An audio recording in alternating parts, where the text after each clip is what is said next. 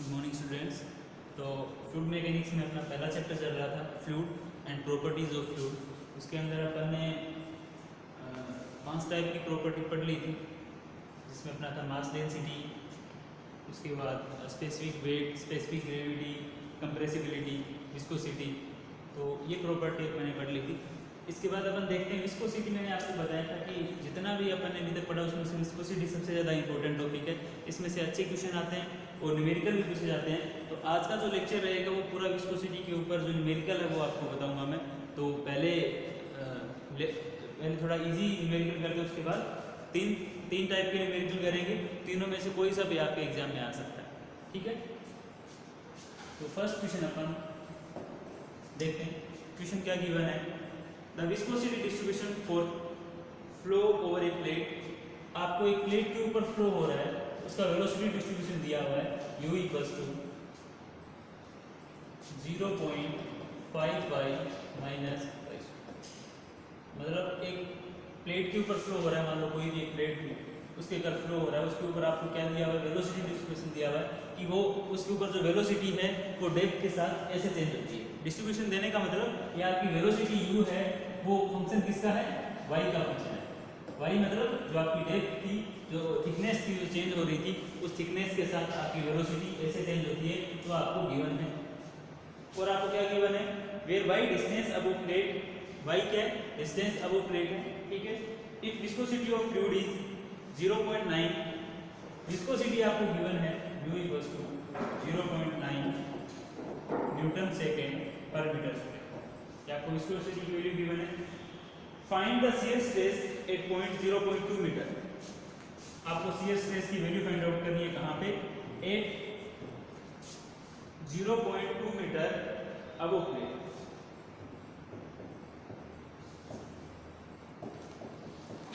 Question एक बार दोबारा समझें।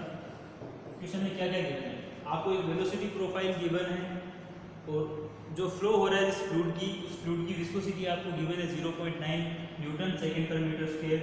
आपसे शियर स्ट्रेस की वैल्यू फाइंड आउट करवा रहा है, वो 0.2 मीटर क्या दिया हुआ है, वो थिकनेस दी हुई है जहाँ पे वो आपसे शियर स्ट्रेस की वैल्यू पूछ रहा है। तो जो आपको पता है, जब भी अगर मैं किसी प्लेट के लिए बात करूंगा, अगर शियर स्ट्रेस की बात करूंगा, तो आपको सबसे पहले आपके दिमाग में आना चाहिए, देखो क्वेश्चन सोल्व कैसे करना होता है वो आपको पता होना चाहिए। पहले आराम से आप बैठ के पहले क्वेश्चन पढ़ो, उसके बाद जो भी गिवन डाटा आपको दिया हुआ है वो सारा आप एक बार नोट डाउन कर लो कि आपको क्वेश्चन में ये चीजें गिवन है। इसके बाद देखो कि पूछ क्या रहा है, तो आपसे क्या फाइंड आउट करवा रहा है, ये शियर स्ट्रेस। और आपको पता है विस्कोसिटी गिवन है, तो शियर स्ट्रेस और विस्कोसिटी कौन से फॉर्मूले में आते हैं, न्यूटन्स लॉ ऑफ विस्कोसिटी, तो equals to mu du upon dy, ठीक है। आपसे इस टो की वैल्यू पूछ रहा है, म्यू की वैल्यू गिवन है, लेकिन ये du अपॉन dy नहीं दिया हुआ, लेकिन आपको वो u दे रहा है और u किसका फंक्शन दे रहा है, y का। तो क्या आप इससे du अपॉन dy नहीं निकाल सकते, आराम से निकाल सकते हैं। कैसे निकालोगे, ये जो आपको इक्वेशन दी हुई है उसका आप एक बार डिफरेंशिएशन कर दो, तो u की आपको इक्वेशन दी हुई है 0.5 y माइनस y, ठीक है। अगर इसका du अपॉन dy करना है, एक बार डिफरेंशिएशन करना है, तो y का हो जाएगा 1, 0.5 ट्वेल्थ क्लास में आप पढ़ के आए हो, y स्क्वायर का क्या हो जाएगा, ठीक है। और ये अपने को du अपॉन dy कहाँ पूछ रहा है, 0.2 मीटर, तो 8 y इक्वल्स टू 0.2 मीटर। अगर 0.2 अगर वैल्यू पुट करेंगे तो du अपॉन dy की वैल्यू क्या आ जाएगी, 8y इक्वल टू 0.2 मीटर। आप वैल्यू पुट कर दो, 0.5 माइनस 2 इंटू 0.2, तो कितना हो जाएगा, 0.5 माइनस 0.4 हो जाएगा 0.5। ये आ गई म्यू अपॉन dy की। अब आपसे वैल्यू पूछ रहा है टो की, तो टो इक्वल्स टू म्यू आपको गिवन है कितना, 0.9, और du अपॉन dy की वैल्यू आपने निकाली कितनी, 0.1, तो टो इक्वल्स टू क्या हो गया, 0.09 न्यूटन पर मीटर। बिल्कुल आसान सवाल था। आपसे केवल शियर स्ट्रेस की वैल्यू आपसे फाइंड आउट करवा रहा था। आपको एक चीज टो की वैल्यू गिवन, म्यू की वैल्यू गिवन थी और u की इक्वेशन गिवन थी, वेलोसिटी प्रोफाइल आपको गिवन था। वेलोसिटी प्रोफाइल से आपको एक बार डिफरेंशिएट करके du अपॉन dy निकालना था, और कहाँ पे टो की वैल्यू निकालनी थी, शियर स्ट्रेस की वैल्यू निकालनी थी, वो आपको गिवन था, ठीक है। बिल्कुल इजी है क्वेश्चन, ये बिल्कुल आसान था। अब क्वेश्चन नंबर 2 पे आते हैं। देखो ये थोड़ा अच्छा क्वेश्चन है, उससे क्या गिवन है आपको,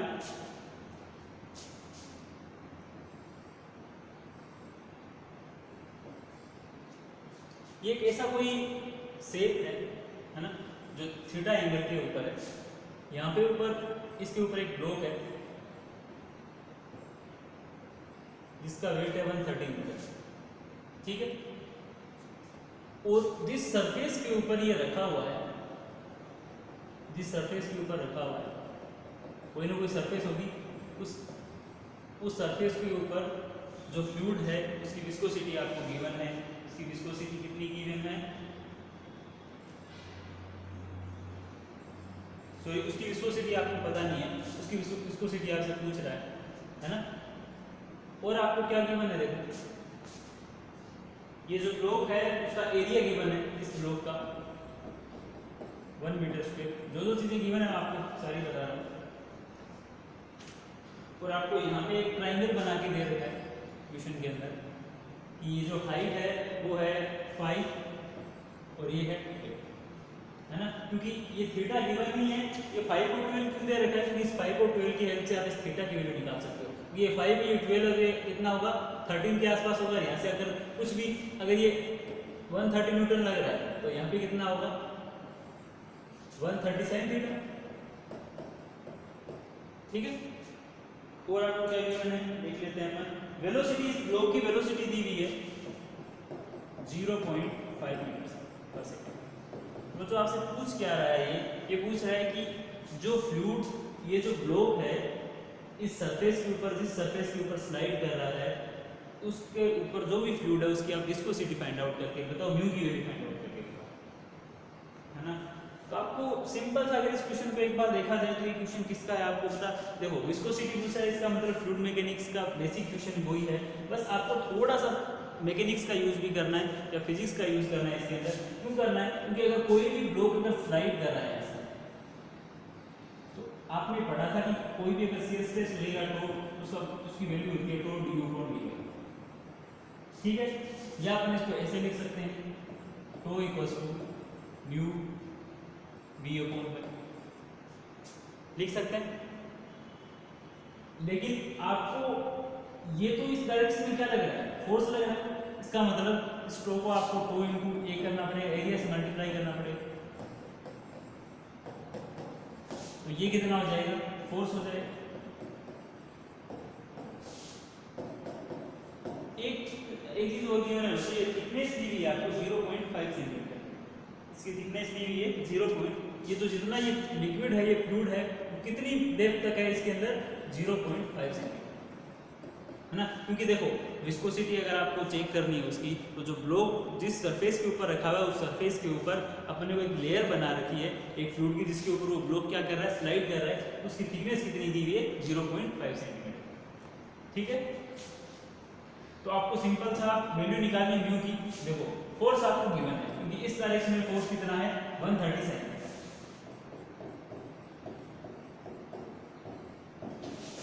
म्यू की वैल्यू आपको फाइंड आउट करनी है। वेलोसिटी आपको गिवन है 0.5 मीटर पर सेकेंड। वाई की वैल्यू आपको गिवन है 0.5 सेंटीमीटर है, तो 0.5 सेंटीमीटर को मीटर में कन्वर्ट करूंगा 10⁻²। और एरिया आपको गिवन है 1 मीटर। क्या जो अब दिक्कत एक थोड़ी सी फिर आ गई, आपको म्यू की वैल्यू फाइंड आउट करनी है, एक साइन थीटा की वैल्यू फाइंड आउट करनी है। तो साइन थीटा कैसे निकालोगे इसके अंदर, साइन थीटा क्या होगा बताओ। साइन होता क्या है, परपेंडिकुलर अपॉन हाइपोटेनस, ठीक है। तो परपेंडिकुलर देख लो इसमें कितना है, परपेंडिकुलर कितना है इसके अंदर 5, परपेंडिकुलर 5 है। और हाइपोटेनस कितना होगा, 5 और 12 का अगर पाइथागोरस थ्योरम अप्लाई करेंगे अपन, तो ये वैल्यू कितनी आएगी, 13 आ जाएगी, ठीक है। तो आप इजीली इसको निकाल सकते हो। 130 साइन थीटा की वैल्यू कितनी आएगी, 5/30, क्योंकि साइन थीटा अगर अप्लाई करोगे तो यहाँ पे आप दोबारा देख सकते हो, ये 5 है, ये 12 है, ये थीटा है। तो 5 और 12 पाइथागोरस अप्लाई करेंगे तो 144 + 25 आएगा का अंडर रूट, ये 169 हो जाएगा। 169 का अंडर रूट कितना होता है, 30। तो यहाँ पे 30, और यहाँ पे अगर साइन थीटा की वैल्यू निकालनी है तो साइन थीटा क्या होता है, परपेंडिकुलर अपॉन हाइपोटेनस। तो 5/30 इक्वल्स टू, ये वैल्यू पुट कर दो, म्यू इंटू 0.5 × 10⁻²। यहाँ तो 1 इसको लिखने की जरूरत नहीं है। तो म्यू की वैल्यू आप निकालोगे तो म्यू 0.5 से 0.5 कैंसिल हो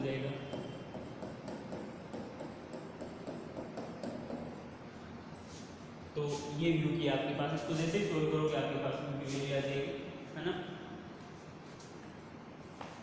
13 से 13 कैंसिल करेंगे तो व्यू इक्वल्स टू आ जाएगा ये 5050 × 10⁻⁻² न्यूटन सेकेंड पर मीटर। ये किसकी वैल्यू आ गई आपके पास, विस्कोसिटी की वैल्यू।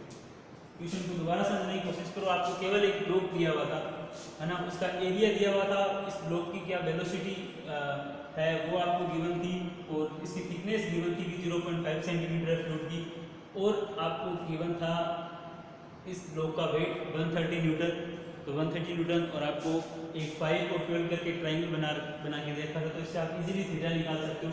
और आपको पता है अगर ब्लॉक स्लाइड करेगा तो बच्चों को उसके ऊपर शियर स्ट्रेस अप्लाई, क्योंकि वहाँ पे फ्लूइड मैकेनिक्स अप्लाई हो रही है, क्योंकि उस फ्लूइड के ऊपर वो स्लाइड कर रहा है, तो उसमें कुछ शियर स्ट्रेस अप्लाई होगा, जहाँ फोर्स जाएगा उसके अपोजिट डायरेक्शन में तो शियर स्ट्रेस अप्लाई होगा। ऊपर सिंपल सा फॉर्मूला यूज कर लिया और सारी वैल्यू आपको गिवन थी, है ना, बस थोड़ा सा आपको देखना था। अब इस क्वेश्चन में ये अच्छा क्वेश्चन क्यों बोला इस क्वेश्चन को, क्योंकि इसके अंदर आप देख सकते हो फ्लूइड मैकेनिक्स के साथ मैकेनिक्स का पार्ट भी लगा, है ना, क्योंकि बस फ्लूइड वाला पार्ट तो यहाँ पे अप्लाई हुआ, और आपको ब्लॉक था ये आपने फ्रिक्शन में पढ़ा होगा, है ना, 11th क्लास के अंदर, तो उसका भी इसमें पार्ट है कुछ।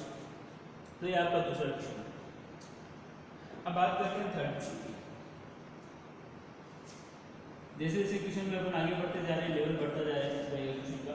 तो क्वेश्चन नंबर 3 है, क्या गिवन है, dynamic viscosity of an oil used for lubrication between A shaft and sleeve is 14.5 pounds।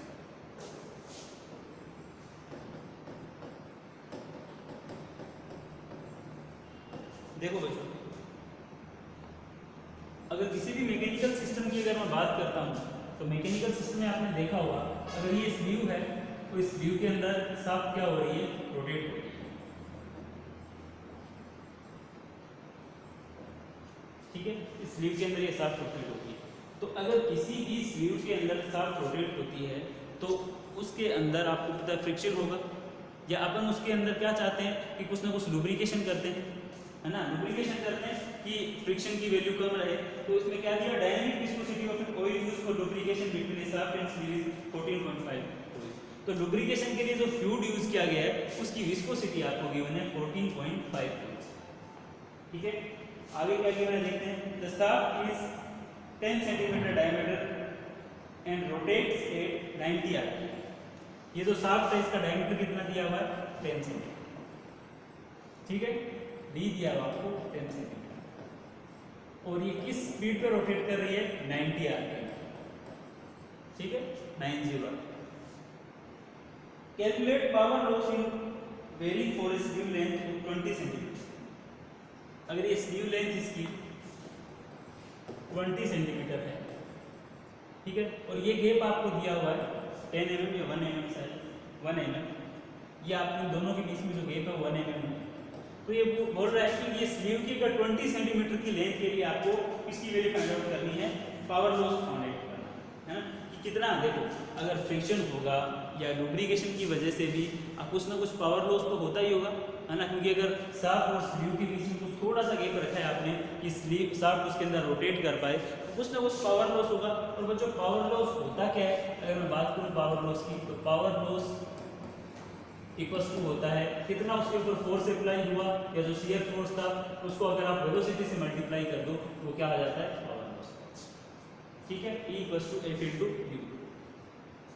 तो अपने ये दो काम मेन हो गए, तो आपको U की वैल्यू निकालनी है, फोर्स की वैल्यू निकालनी है।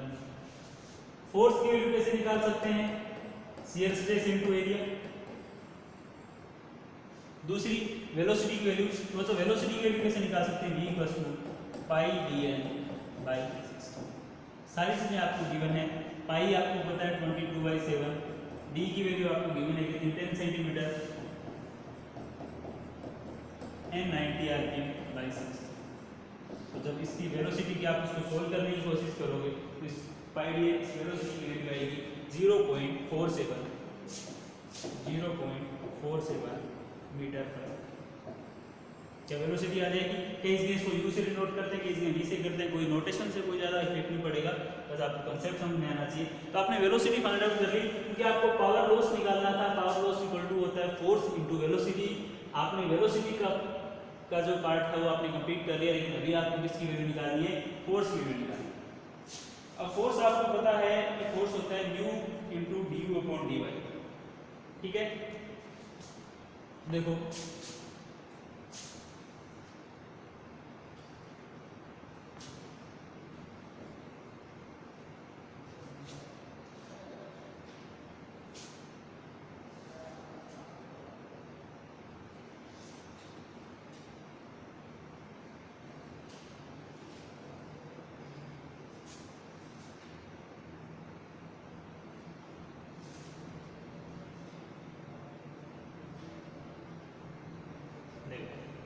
तो आपको निकालना है, आपने ये वैल्यू निकाल ली जो कि, अब अपन देखते हैं इसकी वैल्यू निकालते हैं।